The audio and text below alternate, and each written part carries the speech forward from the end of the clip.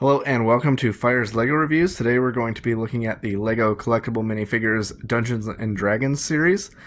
They are set number 71047 and there are 12 minifigures included. They were released in September 2024 and the individual packs retail for $5 in the US. Now, as with the past few series, I have ordered 2 full boxes from Minifigure Madness to guarantee multiple full sets of the series.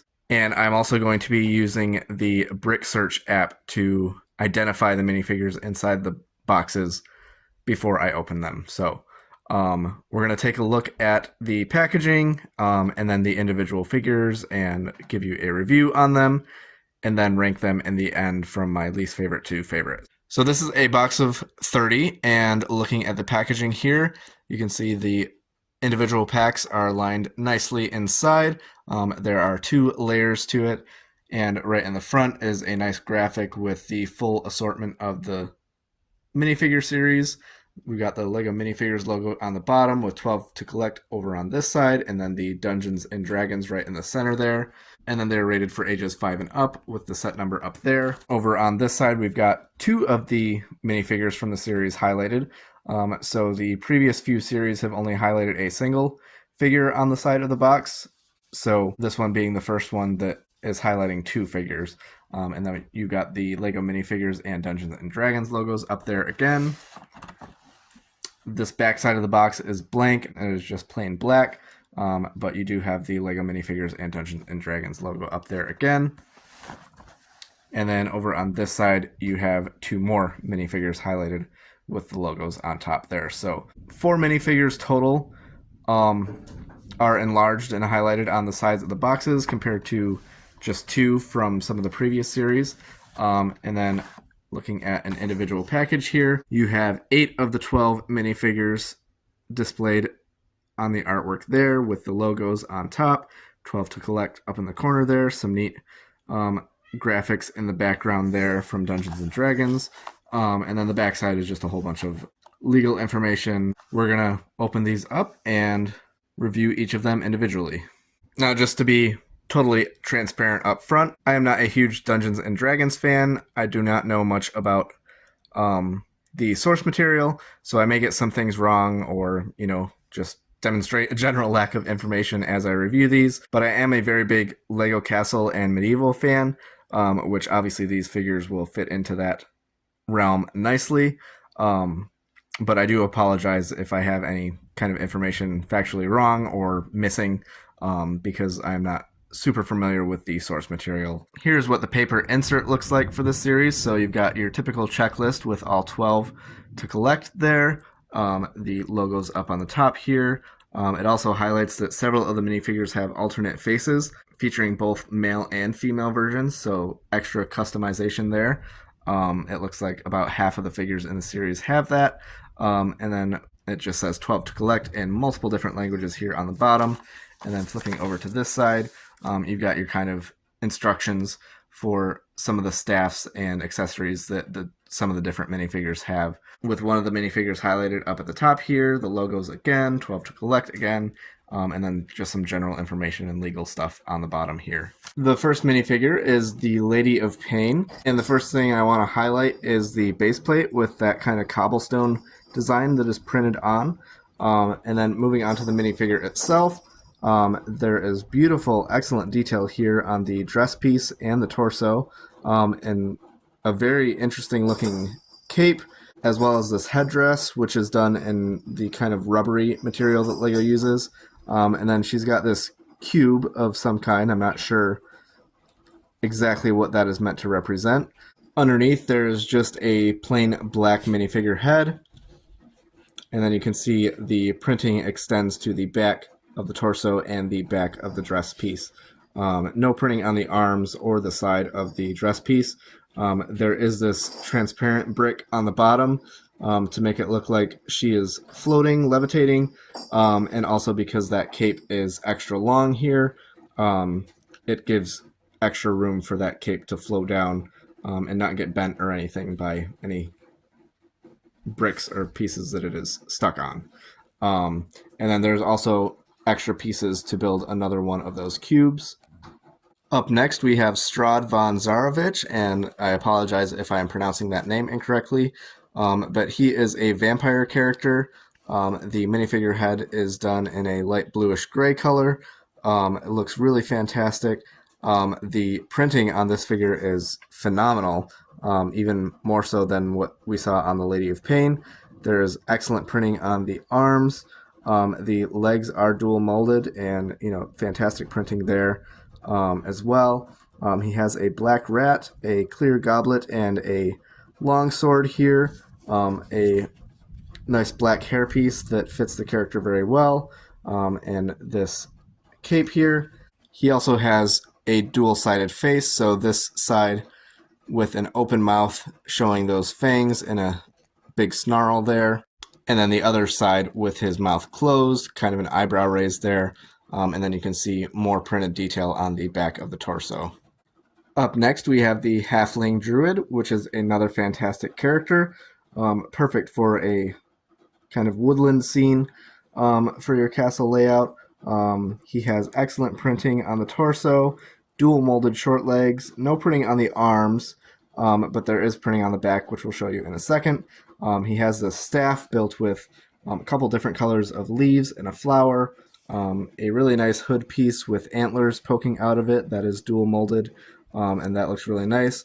The third out of 3 figures so far to come with a cape, and his has a unique design around the edge here. And right now, he is a male with the head that I have, but he also comes with a female head, so you can interchange the heads, allowing for more customization. And both heads are dual-sided, so we'll show you the alternate expressions of those in a moment. He also has this bird, which appears to be a chickadee, which is a really nice addition. So here's what the back of the torso looks like. Again, amazing detail continuing all the way around, and this is his alternate face, and then the female version's alternate face. So tons of great customization possibilities with this figure. Up next, we have the Mind Flayer, which, aside from the new molds, is kind of disappointing compared to the figures we've looked at so far.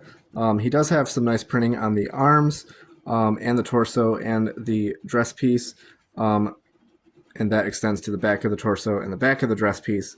And the mold for the head is really fantastic looking. I could see this being used in a lot of different kind of creatures for your medieval or even space themes. I think there's a lot of possibilities there. And then he also comes with this little brain creature. I'm not sure what it is called, but it can fit on top of a regular minifigure's head, so kind of taking over the mind of a minifigure. But yeah, that's about it. There are no other accessories. He does not have a cape, unlike the previous 3 figures we looked at. The printing is really nice, but overall, just kind of a little bit of a boring figure. Just not a lot else included with this. And I took his head off so that you could see more of the detail on the front of the torso there. So nice detail, again. Just overall not a super exciting figure. Up next, we have another one of the kind of generic characters, being the Elf Bard. So he does have an alternate female face, allowing for customization there, and he has great printing on the legs, which are dual molded, printing on the front and back of the torso, but no printing on the arms. He has this kind of pirate sword. There is an extra included, and then a beautifully printed lute. I don't think we've seen this piece done with that level of detail on the printing side of it until now. He has a really nice scarf here. I believe that is a new mold. I don't recall seeing that in any figures before. A new dual molded hairpiece with the elf ears pointing out. And then, again, both heads do have dual-sided faces. So the alternate faces on both of them featuring singing expressions. And there you can see in more detail the back of his torso. Up next, we have the Tiefling Sorcerer. Again, apologies if I'm getting that pronunciation wrong, but she is another figure that gives you extra customization options with an addition of a male face that is dual-sided, as well as the female face that is dual-sided. The print on this figure is absolutely fantastic. Beautiful printing on the arms and the legs, which are, again, dual-molded. Amazing print on the torso, front and back. She has this tail piece, which Clashes a little bit, kind of breaks up the color between the torso and the legs, but really kind of unavoidable there. She has this dual molded hairpiece with horns. She has this kind of energy blast here in one hand that is really cool looking, and then a baby red dragon here. So I can see a lot of uses for that piece in Castle Mox. And these are the alternate expressions of both of the heads. So she has kind of a happier look on the other side and an angry look on this side. And the male head has a happy look here, as well as an angrier expression. Up next, we have Szass Tam. And again, I'm not super familiar with the lore, but it is clear he is a sorcerer character, kind of a skeletal, ghoulish being there. The print on him is actually not as detailed as some of the others, although I imagine that reflects the source material. I do like the look of the exposed ribcage there underneath his robes. That looks super cool. And then the skull print is done kind of on a tan tone with really nice detail there and glowing red eyes. He's got kind of a magical energy blast here in this hand, and then a dark red cape, and then this classic Lego skull in transparent red, which is a really cool piece inclusion. You can see there's a detail on the bottom of his robes, and with the removal of his cape pieces, you can see the printing on the back of the dress piece and the torso, just really minimal printing there, and some detail on the back of his head. Up next, we have the Gith Warlock, which is another addition to our extra customizable figures, with his inclusion of a alternate female head. And both heads, again, are double-sided, and we'll show you those alternate expressions in a moment, but right now, showing their happy expressions. His print is fantastic. There's unfortunately no printing on the arms, but the torso and leg printing is amazing. The legs are dual molded, and then the head is actually done in yellow, which I imagine is accurate to this race, but it also makes him fit in better with a standard castle minifigure lineup with the yellow skin tone, and especially the hairpiece with the pointy ears being done in yellow. This could definitely be used in a variety of minifigures, particularly, elf type minifigures. And the fact that it's done in yellow means you can use it with any yellow head that you like. He has this dagger here, which I don't believe is a new piece. I feel like it might be in other themes like Ninjago, things like that. I may be wrong there. I don't believe I have any of this piece already before getting this figure, so it could be new, but I feel like I have seen it before in other images of sets. And then he's also got this really cool staff that features a printed eyeball on the end. So that is really kind of creepy and cool looking there. I love that detail. And you can see here's the printing on the back of his torso. Again, really nice printing there, and you can see the dual molded legs there. One drawback, unfortunately, at least with the male headpiece, is that the bottom of his beard is actually visible underneath the hairline of the hairpiece there, so that's a little bit disappointing. That would be the case no matter which way you had his head turned around. I don't think there is anything on the female head that would cause that same issue, except maybe her mouth is printed a little low there, so it might show through still on this side if you had that side in the back.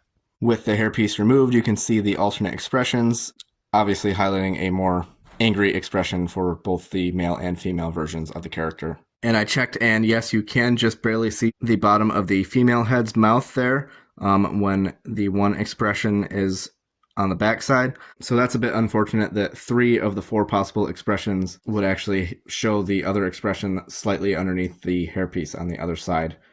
Up next, we've got what I believe is one of the most popular figures of the series, being the Dragonborn Paladin. There's just tons of potential with the parts that he includes, and you even get 2 extra pieces off to the side here. But yeah, this is really an incredible figure. The head mold is recolored from some of the video character heads that were dragon heads. This is now in pearl gold for this figure. It's quite suitable for a paladin. The horns on the back here are also pearl gold. And then he's got this nice silver armor, some kind of staff here. Again, if you're familiar with D&D, you probably know more about it than I do. And then he's got a shield here with a dragon head on it. That looks fantastic as well. And the armor is just fantastic as well. You can use this for any type of minifigure. It doesn't have to be a Dragonborn. You can use it for human characters or elf characters or whatever you want. I feel like it is really versatile, and we'll show you some more detail on that here in a second. But I just want to take another moment to really appreciate the figure as it is before I look at the individual parts. But yeah, just incredible here. All the silver and the printing on the arms and the legs, sides of the legs.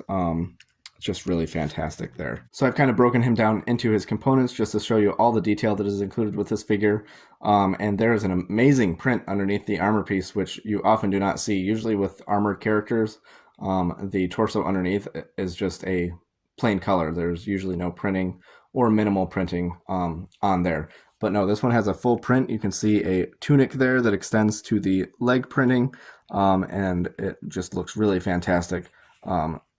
And then you can see that print extends to the back.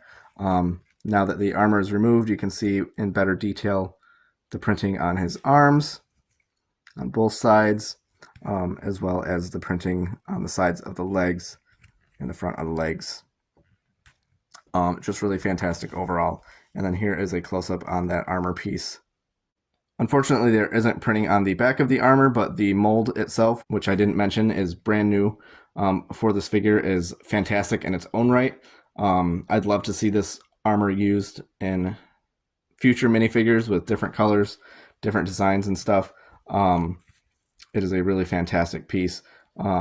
Similar to the old breastplate, but with some added detail on the bottom there, and then obviously those shoulder plates as well. But yeah, the pieces in this figure are incredible, super versatile. You can use them for really any type of character, as far as I can tell.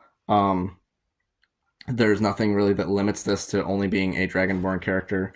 You can use that torso and legs and the armor piece for any character that you like. So I think that makes this a particularly incredible figure, and the figure, as it is meant to be, is an amazing looking figure in its own right. Up next, we have another figure that the name is hard for me to pronounce, not being super familiar with the lore, but it's an Aarakocra Ranger, which is obviously a bird-type creature, an eagle-type creature. This figure looks really fantastic, and there is, again, some great parts and prints included here that could be used for multiple figures. It doesn't have to be this race necessarily. The legs are kind of limited to this figure specifically, having those kind of claw designs fitting of a bird type creature. But the torso really could be used for a number of different applications.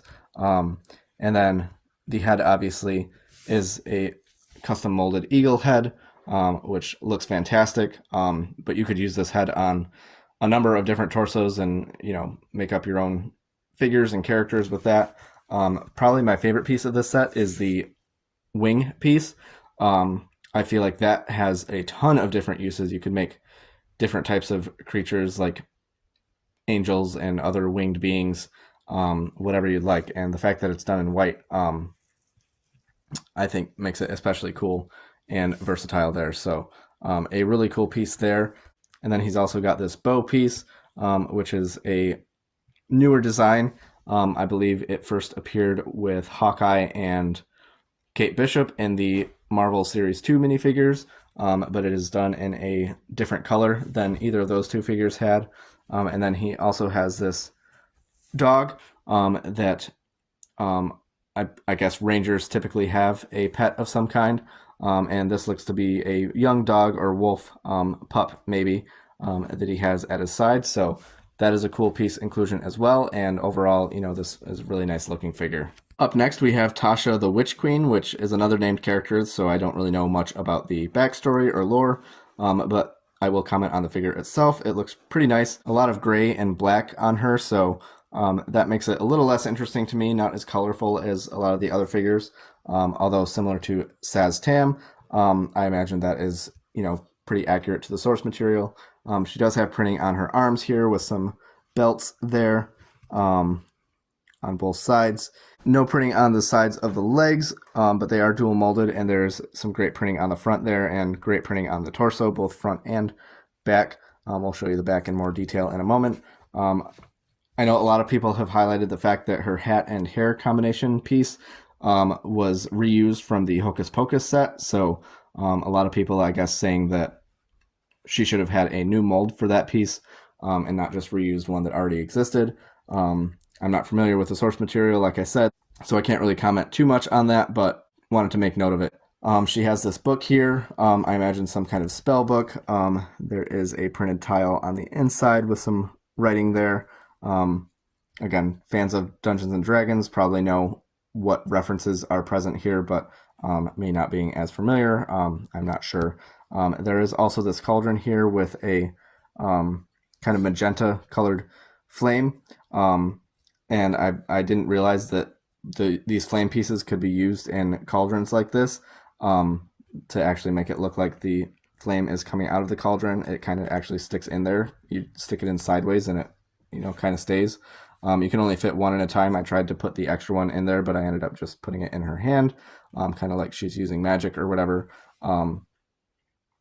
But so that's a neat use of pieces there, something that I didn't realize you could do with those flame pieces. And while the side of the face we already showed you has a laughing, kind of cackling expression, this side has more of a smirk. And then with the hair removed, you can see more of that detail on the back of the torso there. The final minifigure of the series is one I was probably not as excited about going into this, but it turns out that I think she has more detail and more going on for her than some of the other figures that I was more excited about going into it. So that just goes to show that you can't really judge these fully until you actually have them in person. And it's still not one of my favorite figures, but there is some really nice printing on the torso there. She also has great printing on the arms. And unfortunately, no printing on the legs. They are that medium height leg, so they do bend, but they are shorter than a normal minifigure's legs, so obviously befitting of a dwarf character. She has a collar here that has been used a lot of times before. I think it may have been introduced with a Kraven the Hunter minifigure for Spider-Man. And you can see there's printing on the back here. We'll show you in more detail what that looks like without the kind of collar piece. The hair, I'm not a huge fan of this hair piece. I guess they included it because there is an alternate head with a male face, and this hairstyle could be appropriate for a male character as well as a female character. But I just feel like it doesn't really fit the medieval setting as much. I feel like having, it could have still had long hair, but maybe not been pulled back. Although the collar piece kind of gets in the way of having any kind of longer hairstyles. So they did what they could. I just don't feel like this hairpiece is the best choice for this figure. And then her accessories include this torch, which not super unique, but what is unique and I believe new is the mold for the axe blade. So double blades there. It is a single piece on top of a standard 4-stud long bar, but it looks really nice as a dwarf axe. I think it is super cool looking. Kind of reminds me of the smaller molded pieces that they had in the old Heroica games sets for the microfigures. So yeah, that is really cool. And then we'll show you the alternate expressions here. Obviously right now we're looking at the angry expression for both the female and the male versions of the character. So the other expressions are much more cheerful. The female still looking a little bit stern perhaps, but the male version looking downright gleeful. And he's even got a little gap there in his teeth. So I think that's neat as well. And then this is the full print on the back of the torso. So really just kind of that same collar design that the piece kind of gave, just printed on the back there. So that's all 12 figures. I kind of have them arranged by ranking now, which we'll get into more detail in a moment. And I think there are some surprises in how I have them ranked. Surprises meaning, like, for me, they're ranked a lot differently than I would have anticipated ranking them before actually having them in hand. So we'll talk about that more in a moment. All right, now for my ranking of the minifigures, I'm going to start from my least favorite to my favorite and give a rating out of 10 to each one. So lowest on the list is unfortunately the Mind Flayer. I do think this is a really nice minifigure, but I think the overall lack of accessories is what places him so low for me. And, you know, the print on his torso and dress piece aren't all that interesting.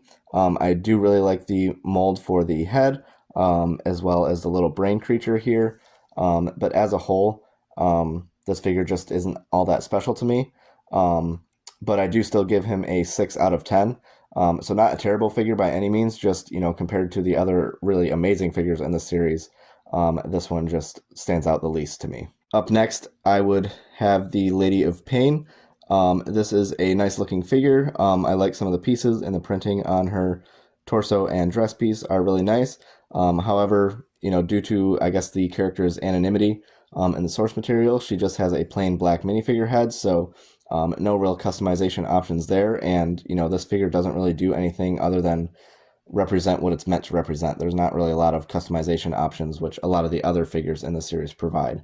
And, you know, the lack of arm printing, the lack of a ton of detail on this figure just ranks her a bit lower for me. So I give this one a 7 out of 10. Up next is Szass Tam, the figure that kind of surprises me the most as far as this ranking goes. You know, going into this, was really excited about the looks of this figure and thought he was going to be one of my favorites. But a lot of the other figures just really outdid him. And I feel like a lot of that comes down to the really plain printing on his torso and dress piece, the lack of arm printing as well. I do like the torso print, but it is relatively plain. And again, like I said, that's probably due to the source material. But just, you know, as a whole, this figure just isn't really that interesting looking to me. You know, I do like the overall vibe of him. I like the head that he has. I like the transparent red skull that he includes. But other than that, he's just not that detailed of a figure. So I would give him a 7 out of 10 as well. Up next is another named character, Tasha the Witch Queen. And I do like this figure. I think the printing is really nice on her, and I like the flames in her cauldron here. That's all really cool, but I feel like the dark gray and black color scheme is kind of lackluster. So she ranks a bit lower for me on this list. I do like the looks of Szass Tam a bit better than her, but I rank her slightly above him just because she does have more detailed printing, but I would also give her a 7 out of 10. Now we get into the more customizable minifigures with the Dwarf Barbarian. This one does feature a lot of detail on her torso, as well as that alternate male head that you can include, and a great new piece for an axe blade. There's just a lot going for her that makes her stand above some of those named characters we talked about before, but she is my least favorite of the more customizable characters. Part of that is due to the fact that she doesn't have any printing on her legs, whereas all the other figures I have ranked above her do have very nice printing on the legs. So I feel like the color scheme on her torso is a little bit less interesting than the more vibrant looks that some of the other figures have. So I give her a 7 out of 10. And speaking of vibrant color schemes, we move on to one of those with the Elf Bard. He's got a lot of great colors included, and he is one of those customizable figures with the extra female head. Where I think this figure kind of isn't as interesting to me is actually because of those vibrant colors. I feel like there's a lot of bright colors that kind of clash with each other, and although you can mix and match those pieces with other pieces as you like, the figure as itself with that color scheme is just a little bit, I guess I would say, loud in terms of the colors used. But I do really love the detail included on this figure, and I would give him an 8 out of 10. And we're into the top half of the minifigures now with the Gith Warlock, and this is another customizable one, so he's got an alternate female head, and you know, I really like the color scheme on this one, whereas I didn't as much for the Elf Bard. I think there's a lot of great customization options, especially with that hairpiece, with those ears being done in traditional Lego yellow. I really love the kind of eyeball staff that he has, and the dagger as well is a really nice piece. So this figure is really nice. I would give him a 9 out of 10. Up next, I would have the Aarakocra Ranger. I think this figure looks really nice. I love the color scheme. I love the detailed printing that he has. I love the wolf pup that he comes along with, and that molded eagle head. And the wings are also probably one of my favorite pieces of this series. I think all around this figure just looks really fantastic, and I would give him a 9 out of 10. Up next, we've got the Halfling Druid, and he comes with a ton of amazing parts. I love his color scheme. I love, you know, all the pieces included. He has not printing on his legs, but dual molded legs, which are nice, and he comes with that extra customizable head with the female head there. The hood is amazing. The staff with all those plant pieces are great. The chickadee that he comes with is also amazing. There's just so much going for this figure and so many great parts included. I would give him a 9 out of 10 easily. Up next is the Tiefling Sorcerer, and she is another one where the color scheme just looks absolutely fantastic on her. I love the energy blast that she includes, and the baby red dragon is another really highlight of the series for me. The hairpiece with the horns is really fantastic, and she is another figure that comes with that alternate male head, so you can have those customization options there. This figure really looks fantastic, and there's no real complaints with it. The printing is amazing, and the detail at every step of the way is amazing, so I would give her a 10 out of 10. Ranked slightly above her is the highest ranked named character, Strahd von Zarovich, and he has even more fantastic printing, I think, than the Tiefling Sorcerer does. He's got a really nice longsword here, that clear goblet. Not new pieces for those, but still really nice inclusions. And then this black rat piece is, I believe, a new color for the rat. And yeah, just the detail on him is amazing. You can, use him to create all sorts of different type of vampire characters and stuff, whether you want them named or not. I feel like there are options for customization with him, whereas some of the other named characters didn't really have that going for them. So he is definitely ranked my second favorite of the series, and I give him a 10 out of 10. Which means my favorite of the series is probably the favorite of a lot of people, the Dragonborn Paladin. And this figure just has so much going for it. Not only does he look amazing in his own right, but there are a multitude of customization options with him. You could create not just armies of him, but with other of those same dragon mold heads. You could create different colors of Dragonborn Paladins. You can also just use the armor pieces and create an army of paladins and knights. The printed torso underneath that armor is also amazing, and you can further use that to flesh out an army. So I think this figure is the ultimate army builder figure from this series. It is just amazing. There's so many potential options that you can use these pieces for. And for that reason, he is definitely my favorite of the series. He also just looks fantastic on his own. I mean, let's be honest. That color scheme with the kind of medium blue shining through on his staff and his shield just looks fantastic. And the detail on all of his pieces, his armor and the torso underneath and the legs, is just amazing. So easily my favorite minifigure of the series, and an easy rating of 10 out of 10 for this figure. Overall, I would give the lineup, the selection of minifigures in this series, a 9 out of 10. Again, I'm not overly familiar with the source material of Dungeons and Dragons, but I feel like, for the characters they included, it seems like a really nice variety of characters and races from D&D. And I'm really happy with the assortment and the variety that they provide, just as a fan of fantasy and castle type stuff. It's a really nice mix, and I definitely think they did a really good job selecting the minifigures for this series. So averaging my rating for the selection of characters, as well as my individual rating on the figures, that comes out to 8.3 out of 10 for the series as a whole. And I feel like that represents accurately how I feel about the series for sure. There are some definitely less interesting figures included in the series, but as a whole, it is still a really nice series. I love what they did with the base plates.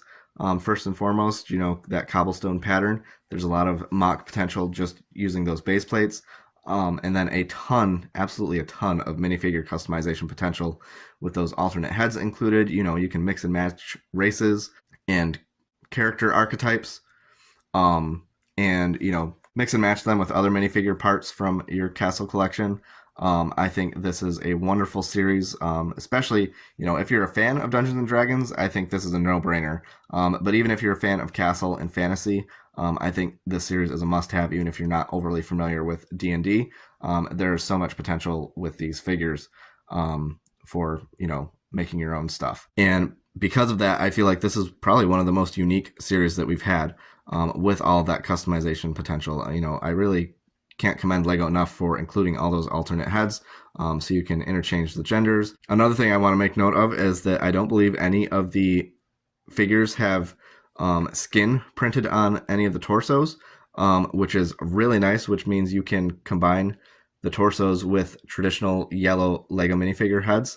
If you don't want the flesh tone characters, there would be no discrepancies if you did that between skin tone color if there was skin appearing on the torsos. Like, for example, Lord of the Rings characters have had flesh tones printed on the torsos, and those also cause problems because they didn't even match up necessarily with the flesh tone of the minifigure heads. So the fact that they don't have that on these figures is really nice inclusion that maybe not a lot of people are highlighting, but I think that is a huge pro for this series, and a reason that I would highly recommend them.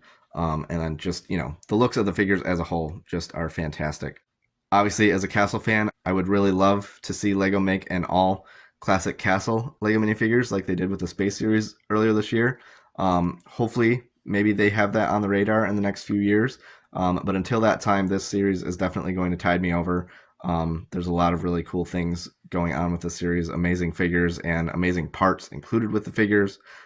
Just so much potential for mocks and, fig barfing, and creating your own minifigures and characters with this lineup. So great job for LEGO for doing this. I hope that maybe we'll see more Dungeons and Dragons stuff with the set that they did this summer, as well as this minifigure series. Hopefully, maybe we'll get more sets in the future. That would be really cool. Just as a Castle fan, I would love to see that. If you have any thoughts or comments, any questions about the series or the review itself, feel free to leave a comment down below. If you like this review, please give the video a like and subscribe to my channel for future reviews. Thank you for watching, and we'll see you on the next one.